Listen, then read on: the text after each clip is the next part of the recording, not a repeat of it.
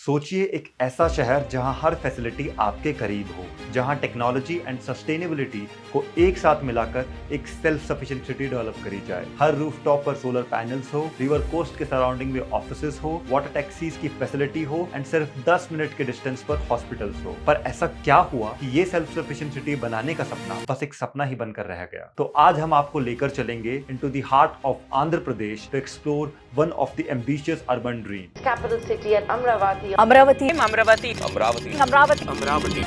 The people's capital, एक ऐसी city जिसके बनने का सपना लाखों लोग देख रहे हैं। अमरावती एक एंशियंट एंड हिस्टोरिकल सिटी है जो आंध्र प्रदेश की कैपिटल के रूप में जानी जाती है। ये सिटी गॉड शिवा को डेडिकेटेड है एंड अमरेश्वर मंदिर के लिए फेमस है। अमरावती को अबॉर्ड ऑफ द गॉड्स के रूप में भी जाना जाता है। During the period of British colonial, Amravati एक स्मॉल टाउन बन गया था।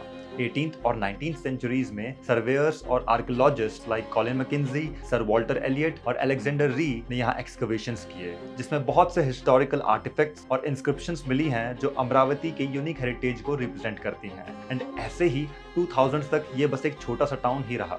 बट 2014 में कुछ ऐसा हुआ जिसने इस छोटे से शहर को वर्ल्ड मैप पर हाईलाइट कर दिया। Andhra Pradesh reorganisation act of 2014, जिसमें आंध्र प्रदेश को दो अलग अलग स्टेट्स में डिवाइड कर दिया गया, आंध्र प्रदेश एंड तेलंगाना।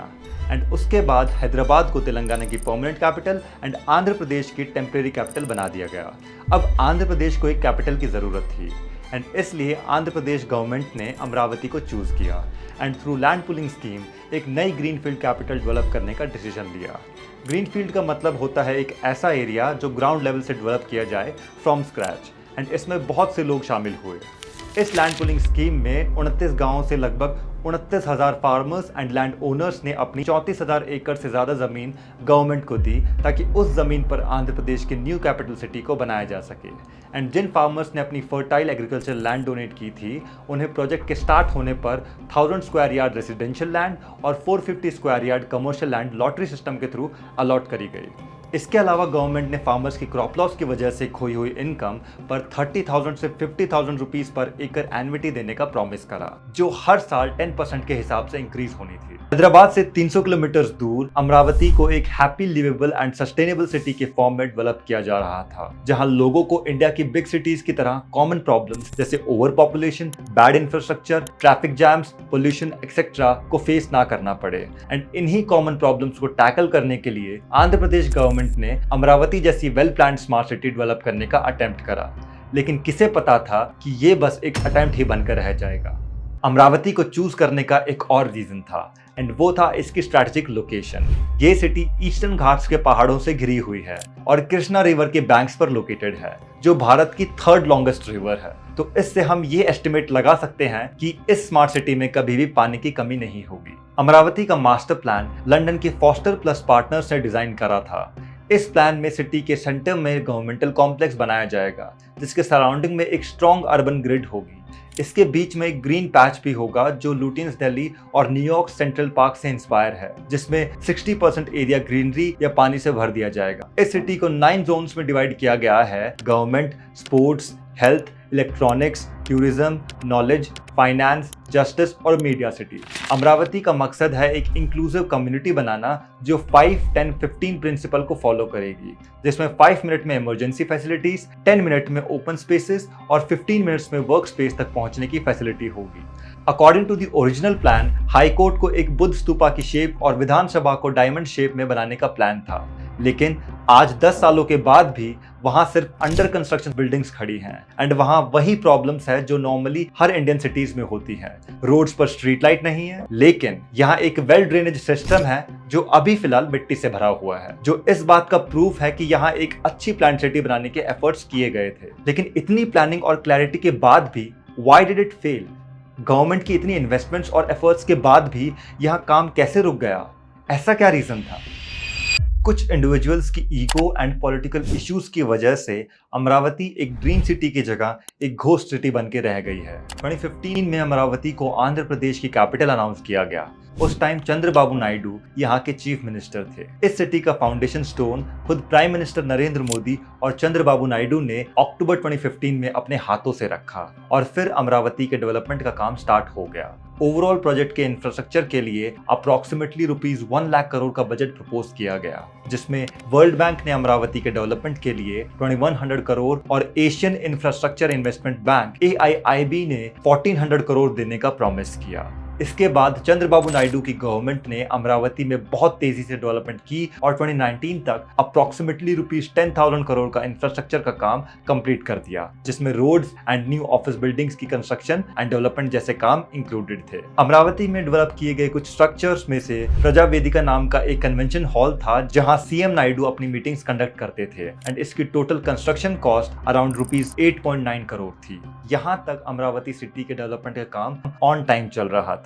पर फिर 2019 में आंध्र प्रदेश लेजिस्लेटिव असेंबली के इलेक्शंस हुए, जिसमें चंद्रबाबू नायडू को हार का सामना करना पड़ा और उनकी सारी पावर उनके political rival YS Jagan Mohan Reddy के पास चली गई और यहीं से इस सिटी का डाउनफॉल स्टार्ट हो गया। जीतने के बाद YS जगन मोहन रेड्डी ने अमरावती में चल रहे सभी प्रोजेक्ट्स रोक दिए एंड ये देखकर वर्ल्ड बैंक और Asian infrastructure investment bank AIIB ने भी इस प्रोजेक्ट से सपोर्ट वापस ले लिया। जगन मोहन रेड्डी का कहना था कि ये प्रोजेक्ट आने वाले 100 सालों में भी पूरा नहीं होगा, क्योंकि गवर्नमेंट के पास इतने फंड्स ही नहीं है। Amravati capital, which requires 1,09,000 crores minus 6,000 crores, another 1,03,000 crores to provide for this basic infrastructure. The amount what is required is more than 1 lakh crores, and my ability to put in is around about 5,000-6,000 crores.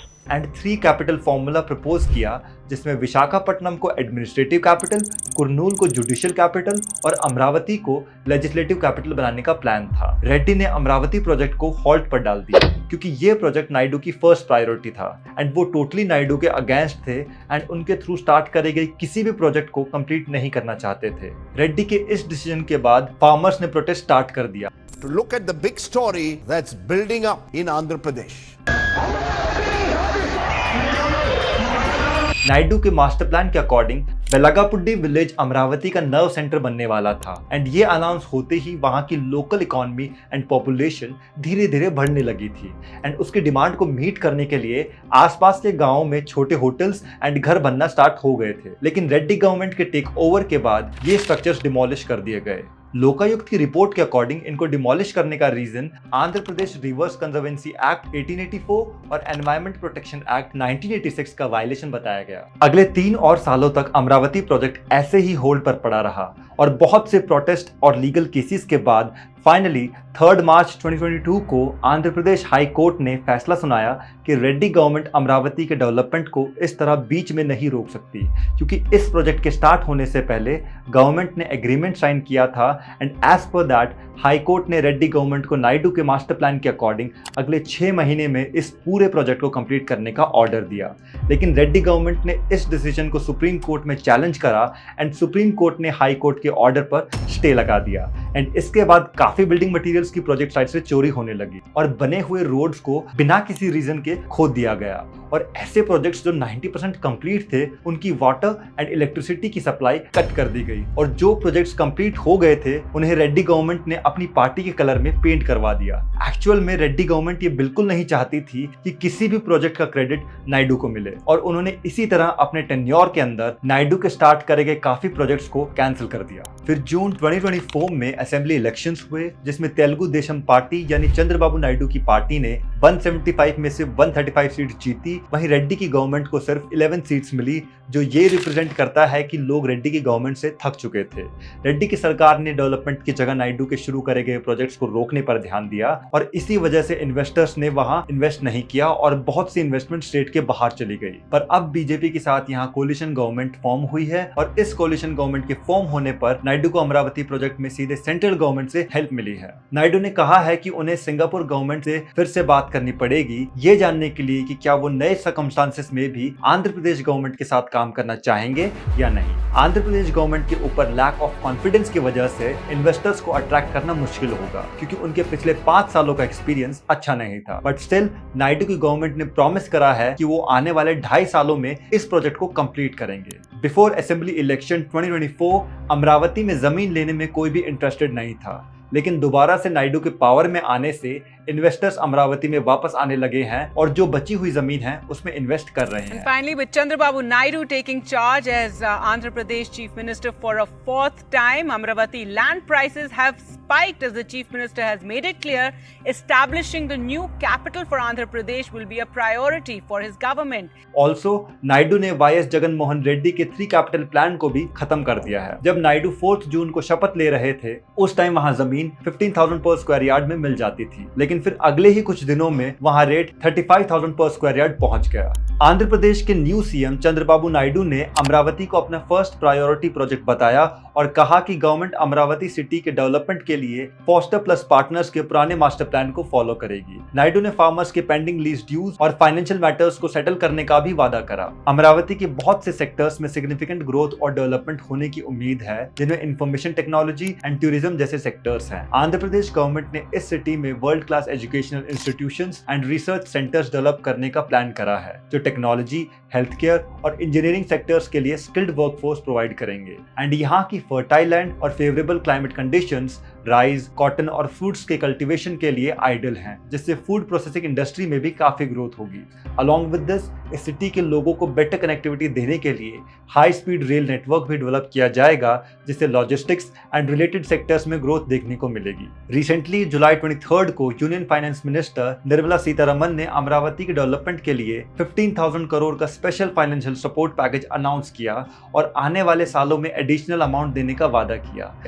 Naidu ने कहा कि centre का ये support Andhra Pradesh को rebuild करने में बहुत helpful होगा। ये नई राह अमरावती को एक वाइब्रेंट और सस्टेनेबल सिटी बनाने के सपने को पूरा करने में मदद करेगी। जब एक शहर सपने देखता है और उसमें नए रंग भरते हैं, तब वो अपनी असली खूबसूरती और पोटेंशियल को दिखाता है। अमरावती के सपने को फिर से जीने का वक्त आ गया है और हम सब मिलकर इसमें रंग भर सकते हैं। Thank you.